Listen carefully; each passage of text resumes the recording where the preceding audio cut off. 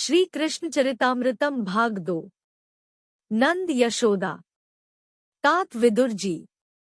ऐसा नहीं है कि द्रोण नाम के वसु और उनकी अर्धांगिनी धरा देवी ही यशोदा और नंदराय हुए।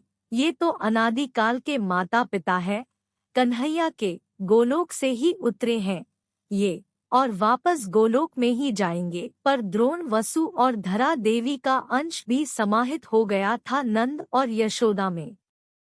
कालिंदी के किनारे विदुर उद्धव संवाद चल रहा है, जिसमें श्री कृष्ण चंद्र के प्रियतम सखा उद्धव विदुर जी को श्री कृष्ण चरितामृत का गान करके सुना रहे हैं।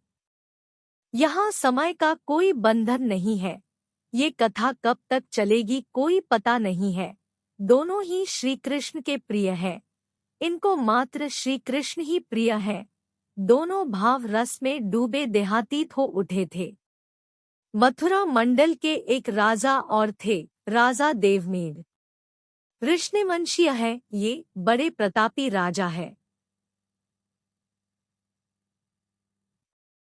इन्होंने 2 विवाह किए, एक क्षत्रिय कन्या से और एक गोप कन्या से।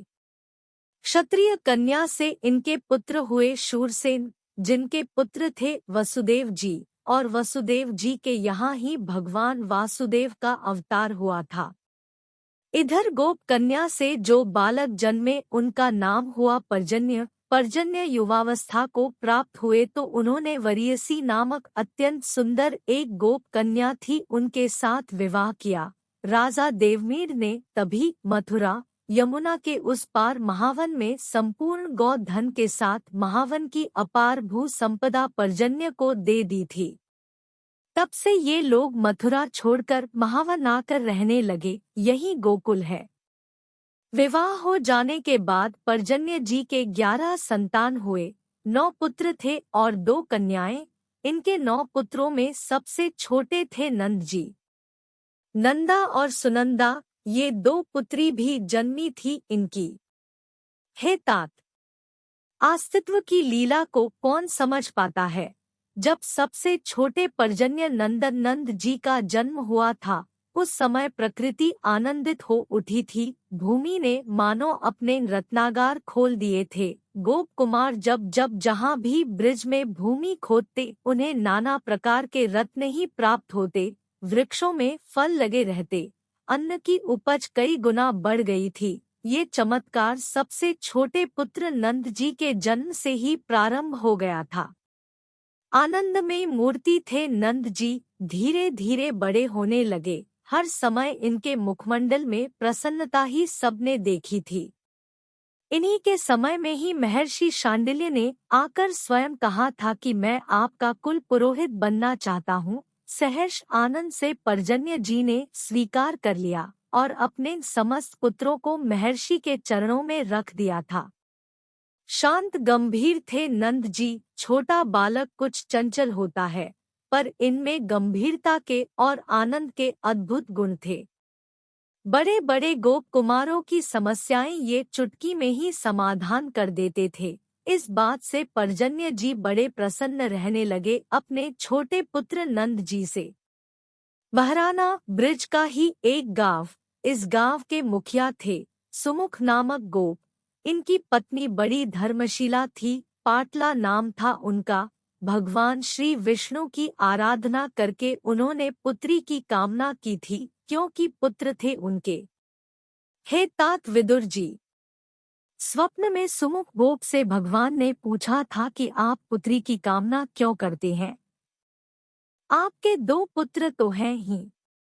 तब सजल नेत्रों से सुमुख गोप ने कहा था, पुत्री का जन्म प्रकृति में उल्लास लाता है, 2 कुलों को जोड़ता है, स्नेह को प्रकृति में फैलाता है, और पुत्री के पिता का कितना बड़ा सौभाग्य होता है कि वो मात्र देता है, सब कुछ देता है, लेना नहीं मात्र देना है। पुत्री गृह को इस सौभाग्य से मैं क्यों वंचित रहूं।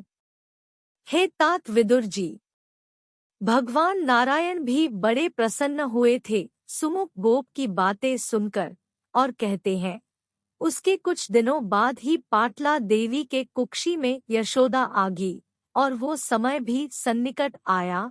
फाल्गुन का महीना था जब यशोदा जी ने जन्म लिया।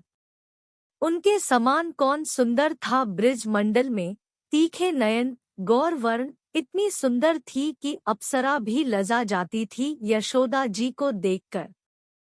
और तात क्यों न सुंदर हो, कन्हैया की मैया है। ये कन्हैया इतना सुंदर तो उनकी मैया में तो अपूर्व सुंदरता होगी ही ना। उद्धव की बातें सुनकर मुस्कुराए विदुर जी। नंदीश्वर पर्वत के पास अपने गोप कुमारों के साथ नंद जी गए थे, तब सखियों के मध्य वहां यशोदा जी भी आई हुई थी। नंद जी ने एक बार देखा था यशोदा को, हाँ यशोदा जी ने भी सकुचाकर एक नजर भर देख लिया था। पर्जन्य जी कन्या खोज ही रहे थे अपने छोटे पुत्र नंद जी के लिए। महर्षि शांडिल्य जो त्रिकालज्ञ है, उन्होंने मुस्कुराते हुए सुमुख गोप की कन्या के बारे में सब कुछ बताया और ये भी कहा कि सुमुख की कन्या नंद के लिए ही इस पृथ्वी में आई है। पर्जन्य जी महर्षि की इन गूढ़ बातों को समझते हैं, क्योंकि उन्हें भी आभास हो गया था कि उनका छोटा पुत्र नंद कोई साधारण बालक नहीं है, कोई विशेष ही है। उस दिन प्रकृति कितनी प्रसन्न थी तात। पृथ्वी ने उस दिन भी रत्नों को प्रकट किया था अपने गर्भ से, जब नंद जी और यशोदा जी एक परिणय सूत्र में बंध गए थे। देवों ने आकाश से पुष्प बरसाए थे, गंधर्वों ने नाच गान भी किया था, सब प्रसन्न थे। प्रसन्नता चारों और अनुभव में आ रही थी। बड़े बड़े ऋषि मुनियों ने हिमालय की कंदराओं को त्याग कर ब्रिज भूमि की शरण ले ली थी। अब तो यशोदा नंदन का अवतार होगा, अब तो नंदनंदन आवेंगे, अस्तित्व प्रतीक्षा करने लगा था।